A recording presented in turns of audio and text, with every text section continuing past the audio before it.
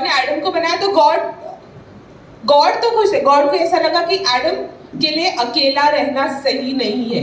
Bible में clearly लिखा है it is not good for Adam to stay alone. उसके बाद आगे लिखा है and Adam said this is now bone of my bone flesh of my flesh and shall be called woman because she was taken out of man.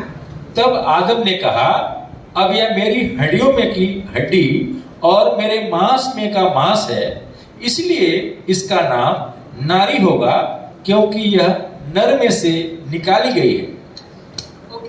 तो ये इसीलिए हम बोलते हैं कि हर मर्द को एक औरत की जरूरत है। For every man there is a woman kept. इसीलिए दोनों साथ में आते हैं, शादी हो जाती है। उसके बाद भी लिखा हुआ है कि they will get separated from their parents, but इसका मतलब ये नहीं कि हम हमारे पेरेंट्स का साथ छोड़े। इसका मतलब ये नहीं, बट बहुत लोग इस चीज को गलत तरीके से लेते हैं। बट वो आगे साथ में चले, रिस्पॉन्सिबिलिटी ले और आगे चीजें करें। तो ऐसे बाइबल में ऑलमोस्ट 20 वुमेन मेंशन्ड है। उसमें से 5 की इंस्पिरेशन मैंने खुद ली है, बट उसका मैं आपको डिटेल में नहीं समझाऊंगी। हम सीधा एबिगेल के पास चलेंगे, सैमुएल 25। तो यहाँ हमने एबिगेल और उनके पति के बारे में जाना है, नाबाल। तो जो रिच था बहुत, बट वेल्दी था, पर उसका दिल बहुत कठोर था।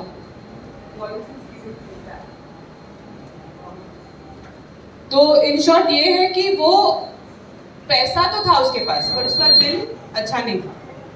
तो उसके विपरीत उसकी वाइफ थी एबिगेल। एबिगेल जो वुमेन बहुत इंटेलिजेंट थी, ब्यूटीफुल बाहर से ही नहीं, बस सोल से भी ब्यूटीफुल थी, हाँ खूबसूरत थी।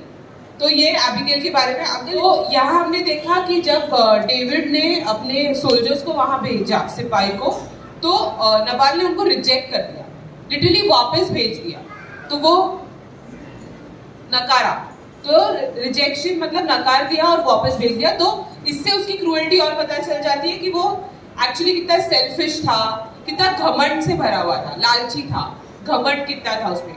जिस भी बात उसको अपने शायद पैसों का घमंड होगा, उस सब का घमंड। बट ये न्यूज जब उसने डेविड के सिपाही को वापस भेजा, ये सारी न्यूज एबिगेल के पास गई।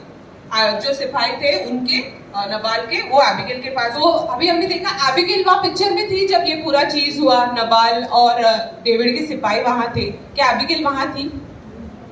क्या उसकी कोई भी गलती थी इस पूरे सिचुएशन में? ये जो भी हुआ, तभी एबिगेल को जैसे ही पता चला ये सब हुआ, वो इमीडिएटली डेविड के पास गई। जितना जल्दी हो सके उतनी जल्दी डेविड के पास पहुंची और उसने डेविड से अपने पति के बिहाफ में माफी मांगी। जबकि उसने अब वो पूरा जो भी पाप उससे हुआ उसने वो एक्सेप्ट किया, अपने ऊपर ले ली। वो उसका एबिगेल का वहां हमने विजडम देखा। वो कितनी मतलब उसको पता था कि गॉड का क्या वर्क है, डेविड एक्चुअली गॉड से है, नियुक्त किए गए हैं, और उसने गॉड के सर्वेंट का रिस्पेक्ट किया। और वो उसके पास गई, उसने बोला कि मेरे पति से जो भी गलती हुई है, मैं उनके बिहाफ पे आपसे माफी मांगती हूँ। तो आप उनको और बेसिकली उनके जो भी है उसको कुछ मत कीजिए। तो मुझे ये बताना है आप सबको कि एबिगेल जो वहां नहीं थी, वो भी इतना बैकग्राउंड में इतना सब किया। वैसे ही हमारे यहाँ भी ऐसा है कोई जो एक्चुअली आपको दिखता नहीं है सब चीज करते हुए, बट बहुत चीज करता है। तो मैं आपको वो भी चीज एग्जाम्पल से बताऊं। अच्छा जायदा आंटी प्लीज इधर आप भी। Bone from bone, flesh from flesh, यही है एडम और ईव साथ में। कोई पर्पस से रखा है ना गॉड ने इनको साथ में, तो हम वो पर्पस जानते हैं क्या है। अगर ये यहाँ नहीं होते तो हम सब भी यहाँ नहीं होते, मानते हैं हम सब लोग? yes. तो अभी अगर पास्टर आप बैठे, अभी पास्टर यहाँ नहीं रहे, हम सब लोग जायदा आंटी को जानते नहीं? आई मुझे आवाज, मतलब आप सब नहीं जानते जायदा आंटी कौन। ठीक है, गॉड का कॉल उनके लिए वो प्रॉफिट है, वही 5-fold ग्रेस में काम करती है जो पास्टर काम करते हैं। वो एक्चुअली हमारी चर्च की एबिगेल, उनके हस्बैंड यहाँ नहीं, वो यहाँ होते स्टेज पे। और जायदा आंटी किधर बैठती है? आज सामने बैठती है, जनरली किधर बैठती है? पीछे बैठती है। क्या करती है पीछे बैठ के जायदा? वो सारा हुई हमारे जो बाइबल में, किधर है सारा? जेनेसिस में, जहां उसने वो ओबीडिएंट थी, फेथ दिखाया उन्होंने गॉड पे, बैकग्राउंड में जब पास्टर विजिट पे जाते हैं ना, घर वही संभालती है, उनके बच्चों को भी वही संभालती है। शायद आप सब नहीं कनेक्ट कर पाते, बट मेरा भी इस चर्च में ऑलमोस्ट 3 साल से ज्यादा हुआ है। जायदा आंटी से मेरा रिलेशनशिप ना लास्ट 6 महीने में ज्यादा स्ट्रांग हुआ, ठीक है, चाहे मेरे लाइफ में जो भी हुआ हो, बट किसी ने मेहनत नहीं की वो रिश्ता बनाने में, क्योंकि वो रिश्ता गॉड ने दिया है। बट वो रिश्ता जब गॉड ने दिया ना, उस चीज पे हमको मेहनत करनी पड़ती है कि हमको वो रिश्ता बनाना है कि नहीं। तो मेरा पॉइंट ऑफ व्यू यही है आपको बताने का कि हम इनसे कितना रिश्ता बनाते हैं, इनको कितना एक्सेप्ट करते हैं, और करते हैं नहीं करते तो आपको खुद को क्वेश्चन करना है, खुद को सवाल करना है कि आप क्यों नहीं एक्सेप्ट कर पाते। क्योंकि हमारा थॉट प्रोसेस चेंज नहीं होता, हम नहीं समझ पाते कि ये जो बैकग्राउंड में रह के, जो पीछे रह के सब करती है, वो ये एबिगेल ही है, ये सारा है, ये मैरी है, जो ओबीडियंटली सब कुछ करे, जो गॉड का काम है, अपने हस्बैंड को सपोर्ट करके, अपने बच्चों का ध्यान रख के, बिना कंप्लेन करके। मैंने देखा है, मैं आई बिलीव, शायद आपको लगता होगा मेरे लिए वो एडवांटेज है कि मैं बाजू में रहती हूँ, बट ऐसा नहीं है। बाजू में रहने से हम चीजें नहीं पता कर लेते। हमारा वो रिश्ता है, कनेक्शन है, हमने वो रिश्ता बनाया, इसीलिए मुझे पता है कि कितना तकलीफ होता होगा उनको जब पास्टर रात भर नहीं आ पाते, वो लेट हो जाते, पूरा दिन नहीं रहते, बच्चों की जरूरत, उनकी जरूरत, फैमिली की बहुत सारी नीड। एक औरत होते हुए इतना तो हम जानते हैं कि जब आपको अपनी हस्बैंड की जब रिक्वायरमेंट होती है, जब वो नहीं होता कैसा फील होता है। सब लेडीज को पता है कि जब आपको अपने हस्बैंड की जरूरत हो, वो नहीं होते आपके पास, इमोशनल नीड जो हम बोलते हैं, वो नहीं होंगे, आपको कैसा लगता है, कैसा फील होता है। तो वो सब वो भी करती है। तो इसीलिए मैंने उनको मैरी से कंपेयर किया है, सारा से कंपेयर किया, वो एबिगेल है, मेनली बिकॉज वो पास्टर के बिहाफ पे बहुत सारी चीजें करती जो शायद आप सबको पता नहीं। इसीलिए मेरा ये कहना है कि अपना थॉट प्रोसेस चेंज करना हमको बहुत जरूरी, सबको। हमें जानना है कि जब सेवक रखे गए तो दोनों रखे हैं, वो अकेले नहीं चर्च चलाते, दोनों साथ में चलाते। एक दिखता है मतलब उसी की जय जयकार, जो नहीं दिखता है मतलब उसका कोई रोल नहीं है। ऐसा है क्या?